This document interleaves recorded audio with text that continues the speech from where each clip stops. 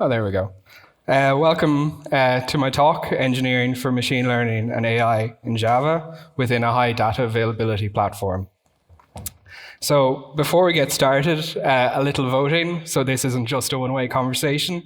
So if you follow the QR code, it'll bring you to like a little Google form that I've made, but it's not kind of like Spanish voting, it's more Irish voting, so we have a single transferable vote. So if you go on there, it's a list of your preferences. I can show you. One moment. So you put, of course, your first preference first, your second preference. You don't have to fill the entire thing. I think I could go down to 13 or something. Probably you don't know that much. Or if you have one that I haven't listed, you can fill it in there. And then after, well, probably in a few days, when I have some free time after my holidays to calculate the results, I'm going to share them. But I'll give you information how to get those results after the talk. So this is kind of for two purposes. It's obviously to get the results and know the preferred tech of people at this conference or the people who have attended this talk. And the other thing is just for me to know if Spanish people or other non-Irish people can even use single transferable vote or figure it out or what happens. So first of all, who am I? I'm Graeme Power, as I've been introduced. I usually use the username GJPower where I can get it. Previously worked in applied physics research, doing a broad range of things. You tend to have ability to hit a broad range of things in working in the public sector in a university. So I did a huge amount of stuff in embedded systems, C, C++, and ARM assembly where necessary. Did some data visualization using JavaScript, some filtering libraries, D3 for displaying it, server engineering, generally preferring Rust and Go, and then use Java pretty much only for Android, writing little apps that connect to our Bluetooth embedded devices and pull data off and do visualizations and stuff like that. So now I'm working in Devo. Nearly all the code base in Devo is in Java. It's quite a bit of JavaScript for the front-end tools and the visualizations and user interface, and Python for utilities. So there I'm dedicated to machine learning engineering, and we have a growing machine learning team and quite a large team of data scientists now too. So what about Devo? What do they do? So they provide big data with high availability. Data sources ingested include many logs from many machines, network logs, machine logs, kind of any logs and text items you could imagine. Core engines built in Java, tons of JavaScript, as I've mentioned before, and generally used for server monitoring, logging, security, and analysis. So why add machine learning to this kind of platform? Anytime you're dealing with big data, insight is not easily accessible.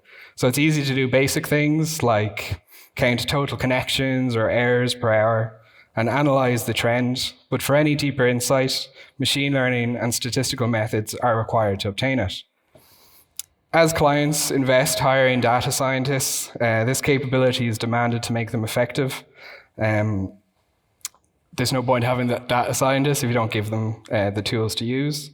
And we can further improve our capabilities and enhance, predict, and decide with the data while reducing work required to do so. We can integrate directly and immediately into the platform for high efficiency and stability and prevent issues with data sovereignty and security that result by taking data off platform for the purposes of machine learning or analysis. We all know the revelations by Edward Snowden and why some countries mightn't want their data going to other countries. So then finally, as we know from the circuit of money capital, that the means of production combined with labor in a productive process creates a new commodity with added value derived from that labor. The same thing happens when making use of machine learning.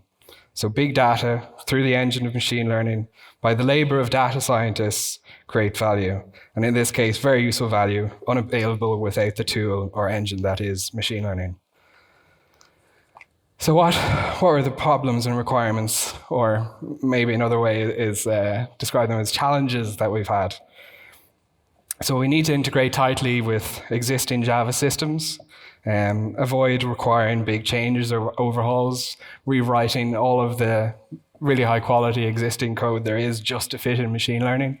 We need to keep data within the platform for the entire evaluation process, for the simplicity for the user, and also to take advantage of the power and performance of the existing many-node, heavily distributed architecture, providing tons of data blindingly fast. Integrate tightly then with the existing Java, get as much performance and speed out of Java, the second one, and minimize memory footprint while doing this in Java. Maybe I'm a little bit biased or opinionated with my background in Rust and C, and when we upgraded embedded system to 128 kilobytes of RAM, that seemed like a very large footprint. Moving to Java, you're faced with a different point of view. So how to get where we want to go? So there's a well-known answer when someone asks for directions in Ireland. So you could be in West Cork, down there, asking for directions to get to Galway. And then the typical answer being, well, if I were you, I wouldn't start here. There certainly is a truth in the answer. As engineers, we want to start as close as possible as we can to a solution. But this often isn't the case. It can be a luxury to start and begin from scratch. Regularly, we're continuing or building upon a journey other people have begun with a solid foundation of excellent work to build upon. And certainly that was the case in Devo. So a very slight call out here to any banks or other institutions forcing engineers to continue to maintain or build upon really old systems running COBOL on really old hardware. Please liberate your engineers and let them choose a new starting point. So to summarize the goals, provide excellent machine learning evaluation with little change or disturbance to existing systems. Give capability for the most popular current machine learning frameworks, and get excellent machine learning evaluation down first, where data subsets can be used to train models off platform, then immediately made use of on platform. Most of all, we want to empower data scientists, give them a powerful and reliable engine to get them exactly where they need to be.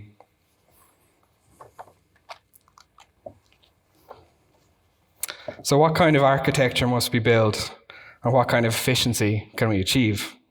We've already a large number of CPU-only nodes, which is something we can take advantage of.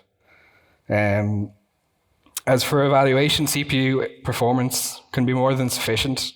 We need a fast model server to organize and distribute models to many nodes on demand, so the data can be evaluated on them independently and concurrently. Then the results collected and provided to the user. So your next question will be, probably from many other talks you've attended here, why not GPU-enabled systems or heterogeneous compute? Of course, GPU compute for machine learning is definitely faster and more efficient. But it's really impossible to know the kind of electricity consumption for sure without more transparency from cloud providers.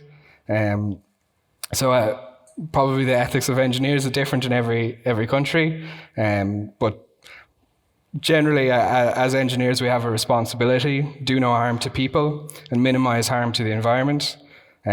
So currently in Ireland, data center grid power usage is about 11% of the entire grid in Ireland. And by the end of this decade, it should be about 30%. And if all of the data centers get approval, it'll be about 70%. So us as engineers, we have a responsibility to write code that's as efficient as possible, so we're not damaging the environment, essentially. Without GPU training, training on big models is absolutely glacial. So for training, they are absolutely necessary. And the cost of having all nodes GPU enabled would just be enormous, especially when you're dealing with hundreds or thousands of distributed nodes. Due to that, it's really not feasible for highly distributed systems. So we have a couple of choices. We can take advantage of our existing architecture to rapidly query and filter out the data, perform any preliminary operations we want, then funnel all that data into one or a few high-performance GPU-powered nodes for machine learning evaluation all together in one or a few places. And the other choice we had is absolutely no change to the existing architecture and no additional GPUs, but all existing nodes get fully enabled with CPU machine learning evaluation. And the evaluation is done in a distributed and concurrent manner, with all the results then funneled together and brought to the user.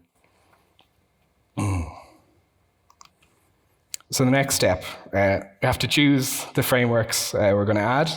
So when planning this, the key thing is try and minimize work, especially when this project began. We had quite a small machine learning team. Now it's expanded a lot. Probably would have done things a bit different with all this labor available. But it's always a good idea to minimize work. Not build your own, don't reinvent the wheel, avoid all this maintenance. If we went along the line of wrapping existing C++ with a Java native interface and dealing with maintaining updates and versioning anytime the native code has changed. Of course, it's a good idea to choose open source. We can use, improve, and give back. We get great transparency, view on vulnerabilities. And we know maybe some of the drawbacks from open source is how quickly how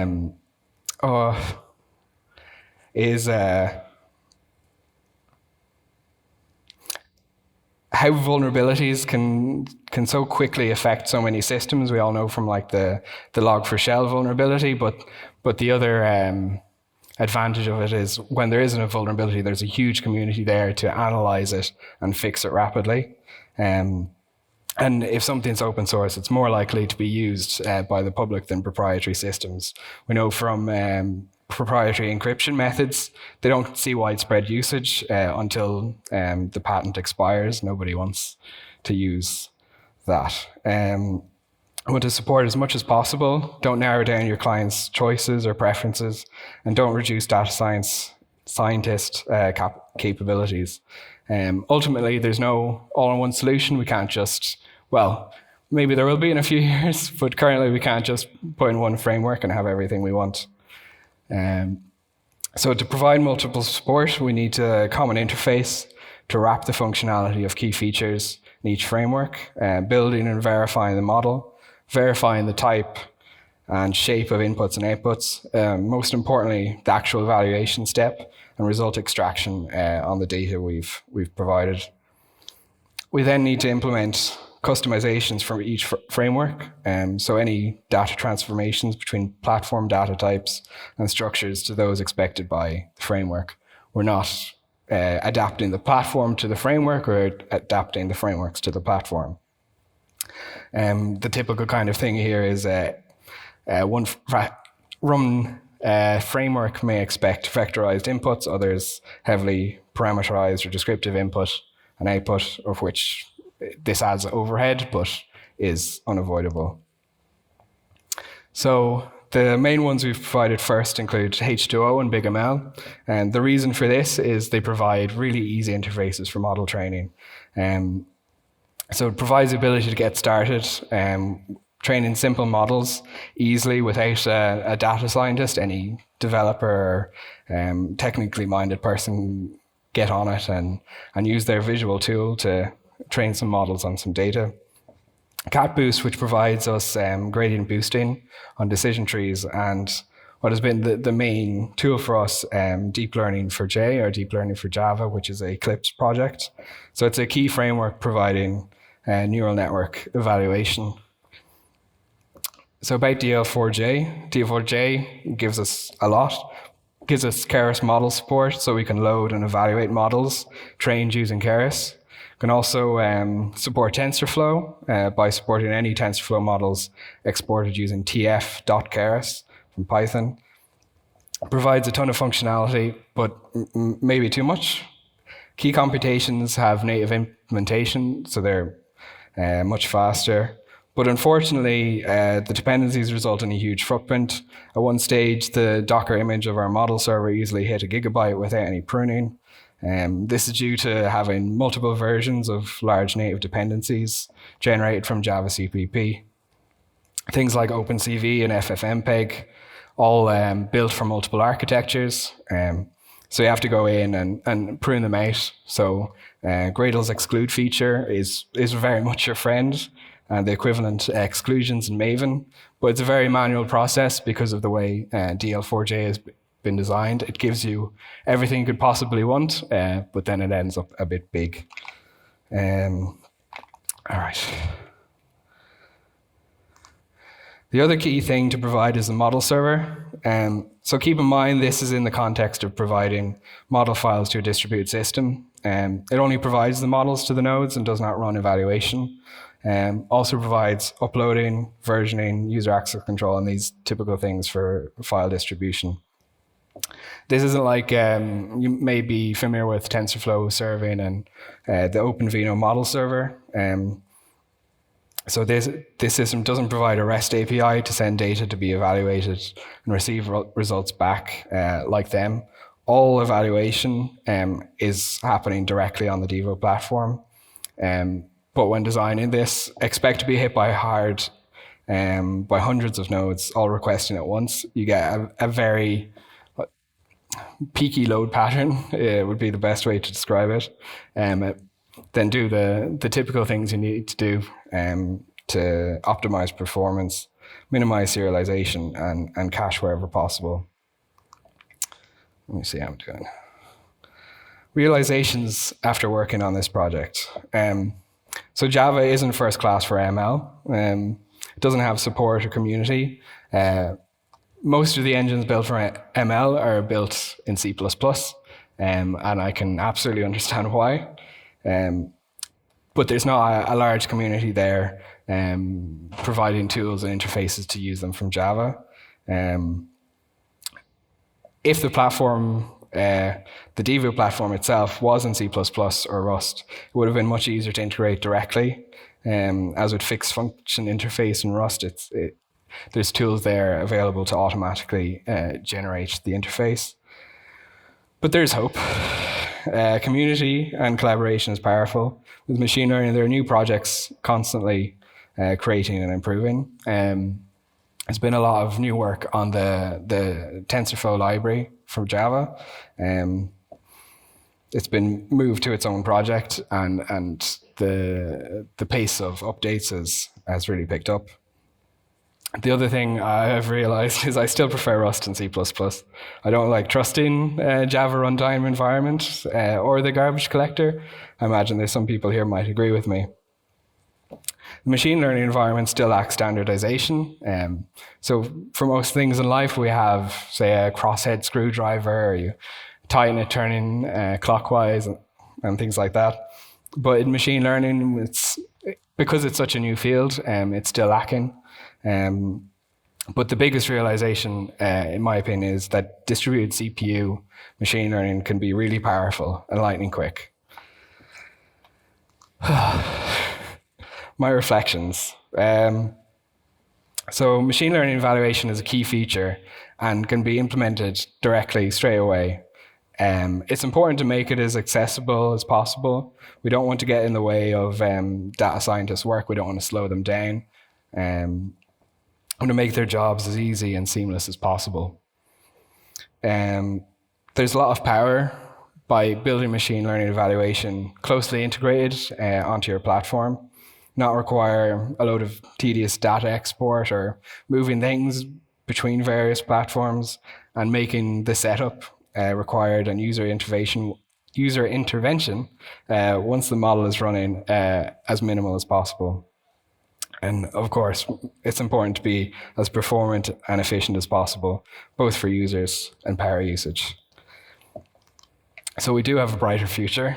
Standardization is improving. Onyx support is growing. So this is a common file format for machine learning models, a common set of operators, deploy to many compatible frameworks. So you can train on one framework and finish on and evaluate on another.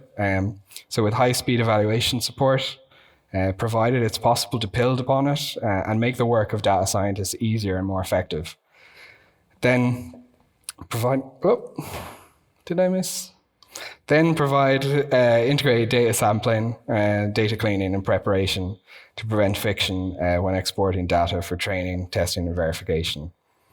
Even further, providing off-peak GPU-powered model training, taking advantage of renewable power like wind at off-peak times to be kind to the power grids where data centers are operating. So finally, to get the results from the vote, or to vote if you missed the QR code earlier, or to ask any follow-up questions that there isn't time for or that might come to you later, don't hesitate to get in touch with me through Matrix at this chat room I've linked here. And for any questions on all the cool things that can be done with Devo, we have a stall here just outside. There's some very friendly coworkers of mine. They're very happy to answer your questions and maybe even give you some free goodies. Thank you.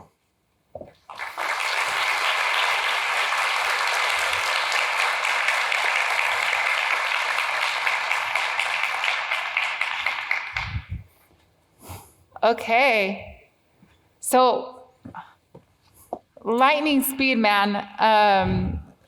Graeme, we have a bunch of questions here for you, and we've got like 3 minutes. So I'm gonna give you. You're gonna pick a number from 1 to 6, and then 3. we're just gonna choose a. Okay, safe in the middle. All right, so Graeme, it says you showed a sequential process in your example.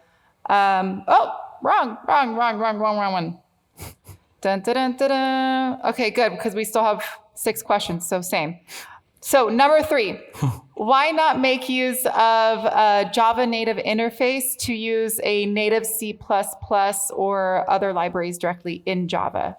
It's very much a maintenance issue to try and keep track of all the updates of the native code and then regenerate the interface and keep track of all the vulnerabilities. If you keep everything in Java, it keeps things simpler. It's a lot of maintenance for a small team within a company, but as an open source project where you can pull on a lot of people in their free time, it's definitely something that we need, but it's not really practical within a team. All right, so you're kind of looking at prioritization based on the resources that you Exactly, have. Yeah. Exactly. Okay, and we have time for one more question. So again, 1 to 6. 5. All right, let me go back here. Sorry, the Google Doc keeps jumping around. So if you were able to start this project again, what would you do differently? I think, what would I do differently? You picked the question, so I mean. Yeah. I think that there was a good talk by the other Graeme about Micronaut and GraalVM. Yeah. So implementing the model server using that looks like it could be a huge performance improvement and not require a bunch of coding in C++, which we don't have on the team. So yeah, if I was to start again from scratch, I'd definitely do something like that or explore something like that. Yeah. All right, so you're open to new ideas like that.